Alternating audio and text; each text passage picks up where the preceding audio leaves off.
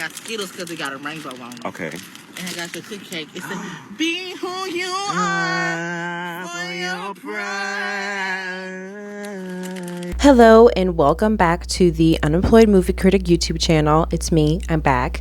So happy Pride Month, everybody. Happy Pride Month, happy June. If you're born in June, you are legally homosexual, as we all know. So I thought it would be so much fun for Pride Month to watch a queer film.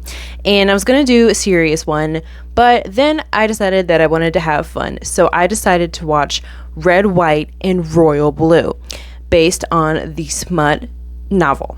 So as a woman, I know a lot about smut literature. I know a lot about smut literature. And I've heard Red, White, and Royal Blue. I'm pretty sure this YouTuber that I like, Uncarly, has done a video about the film, but I wanted to kind of give my 2 cents and talk about the film, and it was a lot of fun. It was a fun time. Red, White, and Royal Blue is based on the novel, the romantic comedy novel of the same name, and it's one of those rom-com novels or romantic novels that has that Adobe Illustrator, very plain blocky colors, no gradient, no shading, no illustration design that I'm really not a fan of. All of them have that now, and I think it's really ugly and stupid, and I think we need to bring back the Fabio covers of the 90s that our mothers used to have, of the actual photographs of the very dramatic looking men and women. We need to bring that back. Ugly book cover. I also wanted to say before we get started, the whole time I was watching the movie, the main characters look just like Jacob Elordi and Tyler Henry Hollywood Medium. Henry looks just like Tyler Henry Hollywood Medium to me, and he's blonde as well, and he's gay just like Tyler Henry. So let's go ahead and jump into a summary of the film.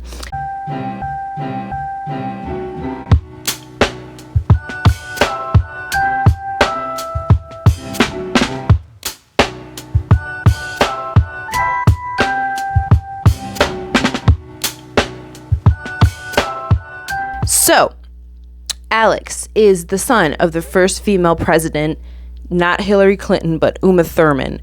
I don't remember her last name, and it doesn't really matter.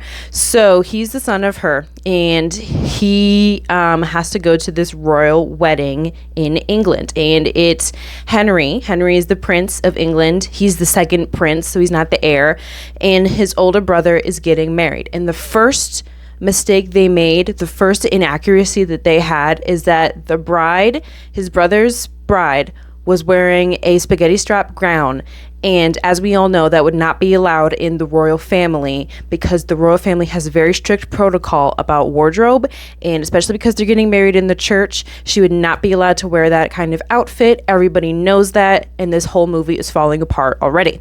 So he gets married, and for some reason, Alex, the president's son, just hates Henry for kind of no good reason. So he's talking smack to this White House aide person that is there with him, and he's just he is so snobby. But Alex is kind of snobby too. He's the kind of person you would meet in college, and he would be really annoying because he's really into political science, which it's good to know and be informed about politics, but he would be the annoying kind of person. So he's really annoying, and so he gets hammered at the wedding, and then he confronts Henry why are you such a snob to me? And then they get into a physical fight and knock over the wedding cake, which I did research in the book costs $75,000 in the book. So they knock over the wedding cake. It's a big scandal. Everybody's taking pictures, and it's in the news. And his mom, Uma Thurman, the president, is very mad at him. So she says, you have to go back to England, and we're going to make up this fake story that you and the prince are actually best friends, and it was just some kind of misunderstanding, and you're goofing around. Because for some reason, it's noted that this cake falling over is a matter of international diplomacy. And now England doesn't want to go through on this trade deal with the US, or do some kind of diplomatic thing with the US because the cake fell over, and they're actually pissed about it. So he has to go to save America. So he goes back. They do this whole little press tour thing, and they don't really like each other, a classic enemies to lovers situation. Then they're in the hospital together. Basically, it's one of those moments where he sees Henry, and he's nice to children in the hospital, and he says, wow, he cares about the children, and he comes to visit children in the hospital often. maybe he's not such a bad guy after all. And that is how they become friends, basically. And this is actually kind of crazy. There's like a shooting threat. Like they think they hear gunshots, so they get pushed into this broom closet, and that's where they make up. I thought they were gonna like kiss in the broom closet or like have some kind of like romantical tension, but they don't. They just make up. And the reason why they are mad at each other goes back to something that happens before the film. So Alex went to this like climate conference that Henry was at, and he tried to be friendly to Henry apparently, and Henry was just like, get me out of here, to his like royal assistant people. And Alex was very offended by that. And Henry says, well, the only reason I wanted to get out of there is because my dad just died. And so they forgive each other. And then Alex is like, now we're friends, come to my New Year's Eve party. So the whole time between then and New Year's Eve, it goes through all the seasons, they're like texting each other and calling each other, and they're becoming good friends. Now it's New Year's Eve. Alex is having his little party, and it's important to note that I can't remember the name of the one staffer. She's like a White House staffer / his friend, and she's there. And then Henry brings one of his friends also, who has pink hair in the movie, and the pink-haired guy and Alex's White House staffer friend, they hit it off and they're kind of liking each other. And Alex and Henry spend the whole night together, but then at midnight, Alex kisses several women, and Henry gets jealous and he goes outside, and Alex is like, what's wrong? And then they kiss. And it's crazy, and Alex doesn't know how to feel about it at first. Also important to note, before I get into the rest of the story, I forgot to mention that at the beginning of the story, Alex goes to a cafe and he's talking to this reporter, and he and the reporter kind of flirtatious, and he's like, well, we used to kind of like have a little thing back in the past, but it's not really a thing anymore. And the journalist is like, oh, come on, tell me some information about the White House. And Alex is like, no, I can't. So he pops up like a little bit throughout the story, but he does become important. So that happens. He doesn't know how to feel, and then he decides how he does feel. He talks to his little friend. So he goes to England and he tells Henry that he likes him. And then they start having a relationship. And it's sad. It's important to note, Henry says a couple times, he's like, I can never be who I know that I am publicly because I'm the Prince of England. And I have all these expectations. Also because it doesn't like talk about it in the story, but if you have prior knowledge, if you watch The Crown like I do, and I'm a little expert on England now, the royal family is under like the Church of England, and the Queen used to be crazy about like following church rules, and she like wouldn't even let her son get remarried. Like she didn't attend the wedding because she's supposed to be the head of the Church of England. So in like if we kind of relate that back to our known knowledge of the royal family, this whole being gay thing would not be allowed. The film makes a really big deal of this memo that Alex writes. Alex is in college, and he is coming up with this strategy to help his mom win re-election. And this is what I mean when I say he would be an annoying like political science person, because he makes a huge deal about this memo, and he's the president's son, so he's like, I know that I have the right strategy to help my mom win the election, and why isn't anybody taking me seriously? And he's mentioned it to every single person. And imagine being a White House staffer, which I think Zara, who's another character in the film, mentions. Imagine being a White House staffer, and the son of the president is annoying you every day to look at the thing that he wrote, which will influence the actual outcome of the election, and it's your job to know that. And then this little annoying college student thinks that he knows more than you. That would drive me up the wall. But it's excused because he's the main character. So he makes a big deal about this memo, and he's like, we need to focus on Texas, which is where he and his family are from. We need to focus on Texas. We need to get a bunch of people registered to vote, and then they'll turn out for my mom and vote.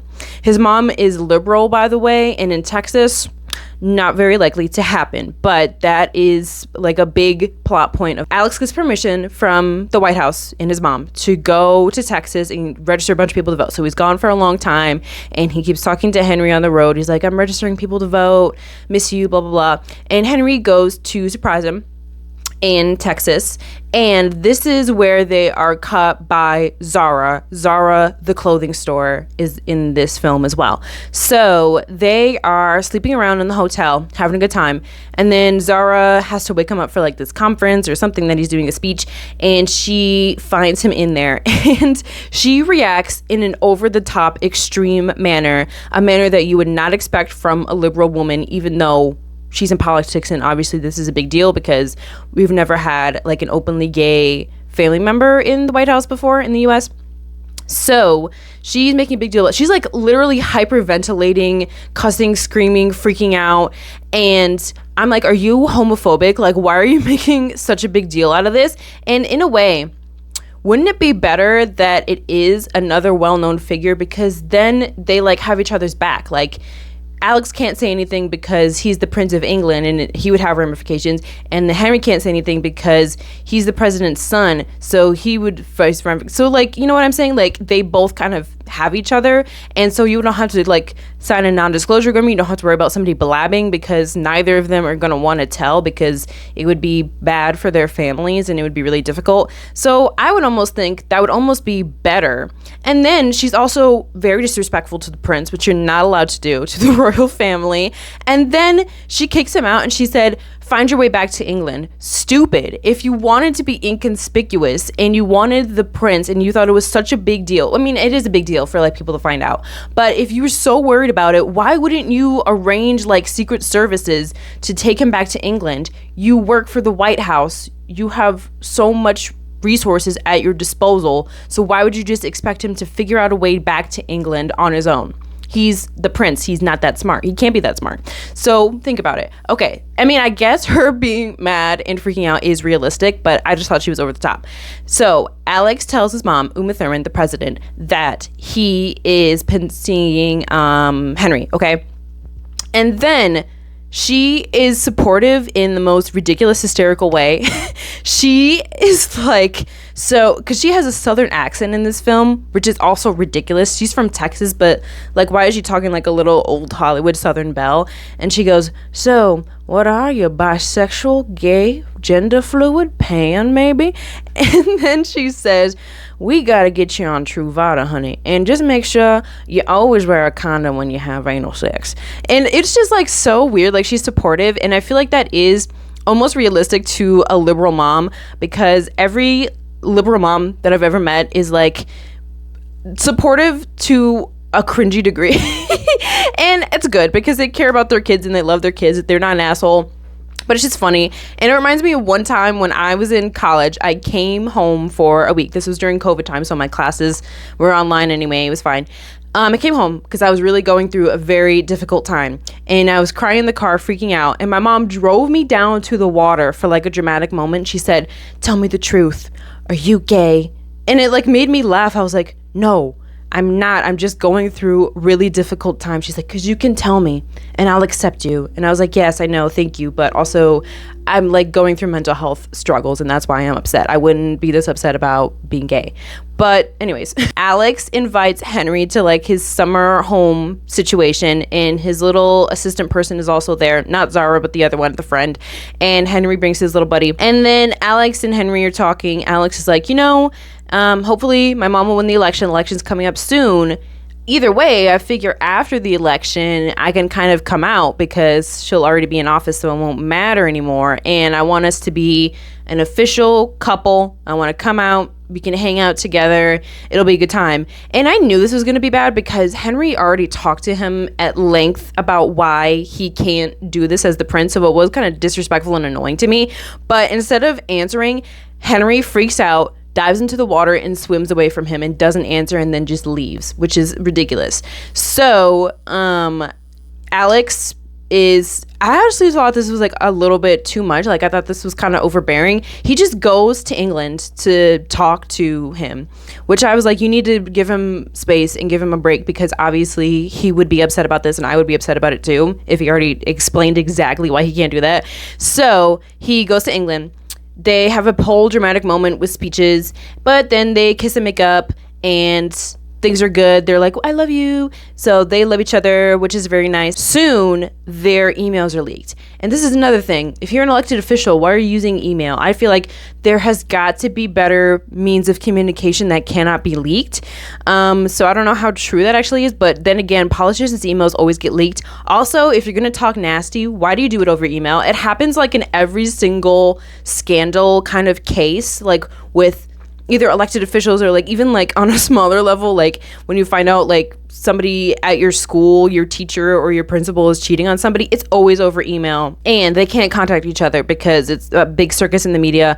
And Buckingham Palace and Downing Street, the PM, he's mad, or she's mad as well, so they can't talk to each other. And then Zara sees that Alex is upset, and she gets on the phone and she's like, get me Buckingham Palace, or you're not ever going to see my naked body again. So we find out everybody in the White House is seeing somebody from Buckingham Palace, because we have Alex and Henry, Zara and this random guy, and then Alex's little friend and Henry's little friend. So somehow they just all have their own little connection in Buckingham Palace, which seems unlikely to me. So now they go to England. Okay, blah, blah, blah, blah, blah. Then the grandpa, the king of England, wants to see both of them. And the king is like, we can pretend like this whole thing is just a tabloid rumor. It's not true. They're blowing it out of proportion. You guys are just friends. You just gotta lie and it'll be fine. And that's realistic, by the way, if you've known anything about the royal family and how they love to hide reality from the public, but it doesn't work. So Henry's like, well, but it's not untrue because I'm gay and that's just who I am. And Grandpa's like, well, that's good for you, but too bad you'll never be able to be public about it because we're the royal family. And then the sister, Henry's sister, is like looking at her phone. She says, buddy, look outside. You wouldn't believe what's going on. And for some reason, they didn't notice through the giant windows that they're in that there's a giant crowd of people surrounding the palace. They didn't notice that the whole day until right now. And everybody's excited that they have a gay prince, and they're like, yay, come on out. And so Alex and Henry go outside and they make their relationship public, which I actually thought was really sweet. That was a really cute moment. And then the story doesn't end there. So now it is election night. And Uma Thurman is preparing her concession speech because she doesn't think she's going to win. And Rachel Maddow is on the TV. And Rachel Maddow is talking about the key states. And she says Texas is going to determine who wins the election. Okay, Henry is there. So Alex and Henry are waiting around. They find out that she did win Texas, and so she's going to be the president again. She got reelected. Everybody celebrates, and it's cute because the end of the film is Alex and Henry and Uma Thurman and Alex's dad. Everybody gets to go on stage with the president, and they get to hold hands, and they're like, this is my, and she says something like, this is my son, and like, I'm so proud of him, and blah, blah, blah, blah, blah, and we fight for all Americans. And so that was cute. And that is how the film ends. Okay. So compared to the book, I didn't read the book, but I did do a Spark Notes quick analysis, and it seems pretty similar. It's the same story, the same basic things happen, but some elements are different. And so based on the synopsis of the book has extra characters. So Alex has a sister in the book. The journalist that I talked about, I forgot to mention the journalist is the one who leaked the emails in the movie. Okay, so the journalist doesn't exist in the book at all. Instead, the person that kind of replaces him in the book is this other, I don't know who he is. He's just some kind of analysis guy. But then he becomes the running mate to the opponent. So he's also involved in politics. But before that, he was Alex's friend. And he was like talking to him about his whole relationship with Henry. And the friend betrays him by working for the opposing party. He told Alex's secret about being gay and sleeping with the Prince of England.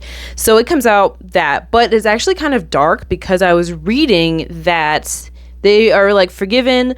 There's like some kind of like, it's like a little bit convoluted. So this person that he told the information to, the only reason he went to go work for the opposing party is because he was sexually assaulted by that person that's running, and so he did this to like sabotage the campaign. But that's very convoluted and complex and doesn't really make any sense, does it?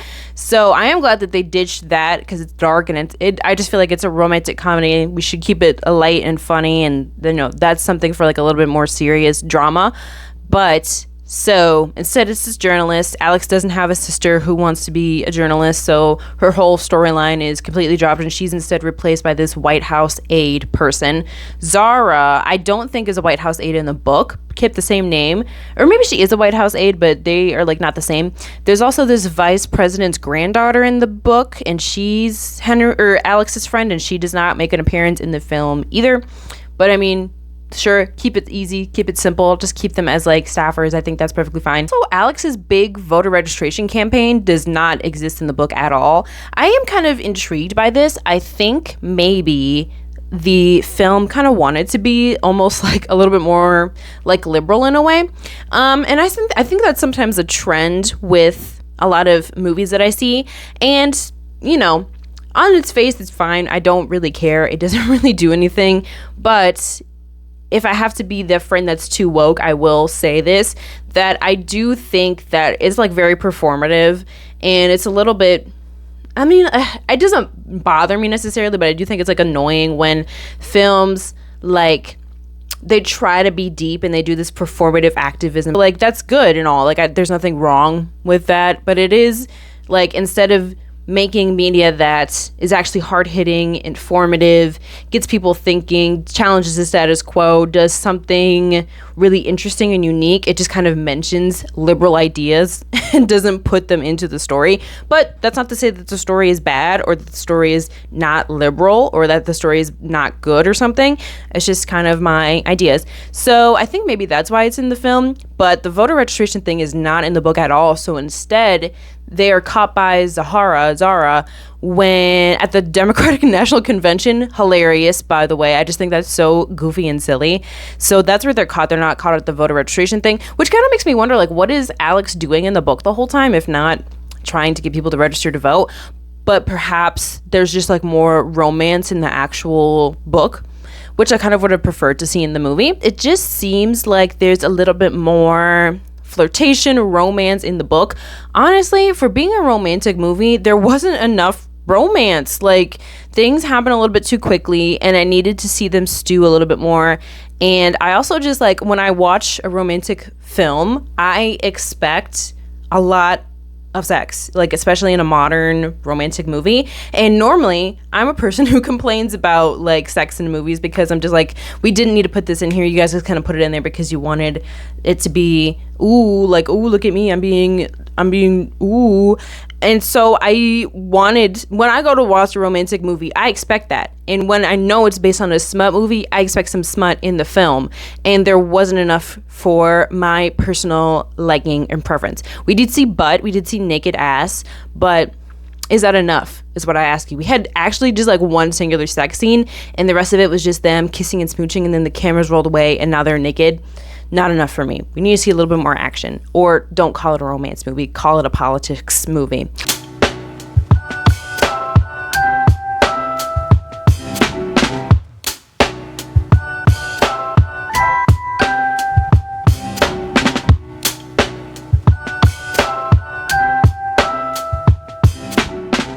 Here are the not really even necessarily bad, but just unbelievable elements of this film that were just kind of silly and goofy. So it's an enemies to lovers story, but in the movie they were barely even enemies. I don't know if it's different in the book. They were enemies for 5 minutes of the film, and then they became best friends. So it kind of didn't even have that same tension of an enemies to lovers, where, especially because, not to get a little bit too much into this, but in enemies to lovers, I expect more like dominance in a way, if you know what I'm saying. So one party, in my mind, is like a little bit, there's like more dominance, there's more like power play, and I think that's part of the intrigue for some people, and there wasn't enough of that in the film. They just kind of, what kind of got on my nerves? They just kind of like, Alex was like, ooh, I'm talking dirty. If you consider it dirty, he's just like, ooh, I'm gonna do nasty things to you later. And that's like the extent of the spice level in this film, which, how about we be for real? How about we make it a real romance movie? So, I mean, that was silly. They were best friends for most of the movie, so does it even have like the same stakes or the same weight? Uma Thurman's southern accent is hysterical. I know that she's from Texas, but Alex does not have a southern accent at all for being born and raised in Texas. Suspend your disbelief a little bit in this film. I know that it's unrealistic, and I know that's kind of part of the fun, but like, so Alex's dad is a first-generation immigrant, to my knowledge. He has an accent in the film. So he is from somewhere in South America. I'm not sure if it's Mexico or somewhere else. You kind of assume Mexico because it's so close to Texas, but I guess you don't really know. So they talk all the time about, Alex is like, well, we're a working class family, and this is the values that you raised me on, to work hard and to not be snobby. And he acts like he's really above that lifestyle, but they are like barely a normal family. They don't seem like a normal working class family. Like, what did your parents do before your mom was the president? You know what I mean? It just doesn't, he comes off as like more annoying than sympathetic to me, even though I didn't really have a huge problem with the character. And his dad being an immigrant married to a woman from Texas, and then their son being gay and still winning Texas and still getting enough people to vote for them, not in the year 2025. That is just like, America is not there yet at all. If you are not from America and didn't know somehow, we are not there yet, especially not in the great state of Texas. I mean, some parts of Texas are really liberal, but most of it very red Republican state. So, I mean, that was like a little bit unrealistic. Just like her getting elected in the first place, not very realistic, but I guess the point of the film is that we can dream and we can have fun. The mom being like, we need to get you on Truvada, honey, was also just silly. And I was on Letterboxd, and people on Letterboxd were like, that was ridiculous. That would never happen in real life. So are you gay, bi, fluid, pan, queer? What, Mom, I'm bi. Oh, all right. This is like, why is this like an ad for like a liberal mom almost? Like, it feels like a JCPenney ad.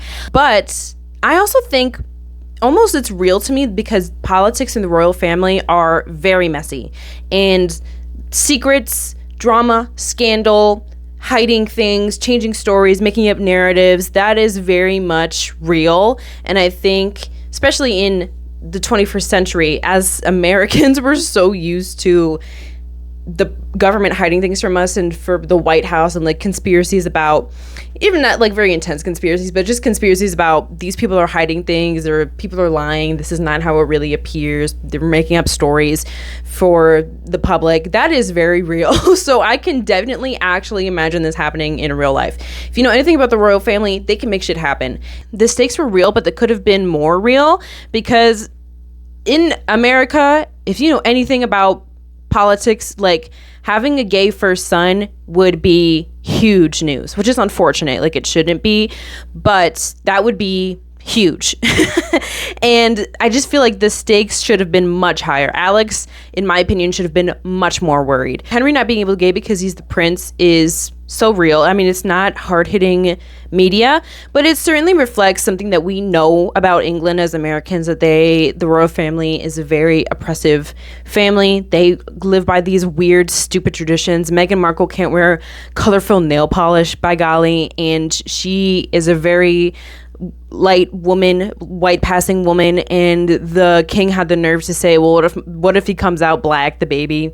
So, you know, it does reflect that. I mean, it's not, I don't think it's earth shattering, but it's still interesting. It's something to think about, that we live in these systems, and it's kind of touched on in the movie too, that if you're a public figure, you just can't be who you are. Henry says something very sad. He says, to England, I'm Prince Henry. And to myself, I'm Henry Fox. So I have to be myself for me, but to the people, I have to be the prince, and I have to kind of uphold these certain things, which is very true. And I mean, Alex isn't as worried about it as he should be, but he does understand that him being gay would potentially cost his mom the whole election. The moment where everyone rallies behind Henry and Alex's relationship, and everybody comes together, and like, it's a beautiful thing to imagine, to be a gay person and to have family members that are pretty much for the most part supportive. Like Alex's parents really don't care that much that he's gay. They're very cool with it. To have friends that are okay with it, to have people to talk to about your gay identity and like sorting through that, and to wonder like Alex does in a kind of safe environment where people are not going to judge him. And then to be able to be accepted and loved by a community so much so that you can still win an election is a really nice thought. And I do want to mention, you know what? The Rachel Maddow cameos. Rachel Maddow was acting her ass off. She actually did so good in this film. And Joyanne Reed did such a good job too. I did not expect to see both of them in this film. It is so funny. They got people from MSNBC, like, I don't know, random choice almost for like channel, but they got the MSNBC queens, and I miss Joyanne Reed. My parents used to watch Joyanne Reed every weekend, the readout. Rachel Maddow, she was acting like this was real hard-hitting journalism. Like if you ever watch her show, she talks just like she does on the show. It was so funny. She said, and what was this have anything to do with the election? Well, Alex, blah, blah, blah, blah, blah. And it's just like, it was really good. So I love to see them. Shout out to them. And also, if you didn't notice, Alex has a Good Kid, Mad City album in his bedroom. Real. That shows me that he is more relatable and more likable than I once thought, because he knows good music when he hears it. Oh my God. I have to mention, the green screen was pathetic. There's a scene where Alex is sitting on the balcony of the White House with his dad, and the green screen is the worst green screen I've ever seen in modern history. You should have saved a little bit of money with the Uma Thurman. You could have cut her budget, got some unknown, and got a better green screen, because that green screen looked pitiful. Be ashamed of yourself. So, anyways. Designed some boxer briefs that both men and women and non-binary people of all gender appropriations and the pronouns, everyone is included. I didn't want this to be. This movie is something. I was talking in other films about how it's nice when underrepresented groups get to have a film and it's not just about oppression and suffering. So like, for example, when I talked about American Fiction, it's nice to have a film that understands the society that it lives in. So it understands that a lot of media about Black people is a historical drama where Black people are dying and people are super racist. So it's nice to have a film that exists, that it understands that, but it's not about an oppressed group suffering more and more, because we already see that in real life. You know what I'm saying? So this film is about gay people, and gayness is part of the plot. It drives the characters to do what they do, and it causes issues for the characters, and it is what the story is built off of. But it's not the focus of like fighting for gay rights or fighting to not be endangered because you're gay. It's about acceptance, but it's also at its heart a romantic story. It's supposed to be a romantic book. So this is one of the few films that I think we can point at today and say, this is like a positive gay story about success and happiness within the gay community, and like a very not taboo, very easy to digest, understandable story. And I think sometimes that's good. I think both kinds of films have a place in society. Sometimes I think if you're homophobic, or you grew up in a homophobic environment, or you just don't understand gay people, or you don't understand like gay rights, sometimes you need a shock to your system in a way. You need to understand that LGBT people are suffering, and so that's why you should care. But I think this film is more for people who are LGBT themselves, are gay, have went through similar experiences, or people who already kind of have an understanding. This is just like a fun celebration of being gay rather than a lesson to be learned. So I appreciate that in a film. I like that. And I think it's very interesting that now in the modern day, we are able to start seeing films like this. You know what I'm saying? So I think laying the groundwork is those movies that are sad, where people are being, oppressed, and it's a reflection of real life circumstances. And then I think a step above that, when we know that we are getting somewhere maybe, or when things are improving, I guess I would say, and I say that tentatively because we know where we live, we get to have fun and we get to actually celebrate things that are happening. So for example, a movie like Black Panther is kind of like that equivalent for the Black community. I know I'm like saying this in a very not sophisticated way. Being Black and getting to be a superhero. It's not about Chadwick Boseman's character isn't oppressed in America because he's Black. He's not fighting for his rights actively. He just gets to enjoy being a superhero who is also Black. Do you know what I'm saying? So compare that to any other movie with Black man characters in it, because nobody knows how to make a movie in Hollywood that's not about the civil rights movement. So I think this film needs to learn its history about Buckingham Palace, and I think it could have been a little racier. I think this was a very mild, easy, silly little film to just have fun with, but I wish it was a little bit more. It's not breaking grounds, and it doesn't have to. Not every film has to be a groundbreaking societal look. If you're gonna watch a fun little film this Pride Month, enjoy Red, White, and Royal Blue. It was a hoot and a holler. And thank you for joining me yet again today. I hope you have a wonderful Pride Month. To everybody out there, if you're LGBT, shout out to you. Shout out to you guys. You were special sponsors for the month. And thank you for joining me. I hope to see you next time. I keep forgetting to mention, but follow me on TikTok. On TikTok, I am Madam Adam Driver, at Madam Adam Driver, or Dingus McClingus is my name. And on Letterboxd, I am Boo Burr Bear on Letterboxd. And I've been watching a lot of films lately, so I hope we get to engage with each other. That would be so much fun.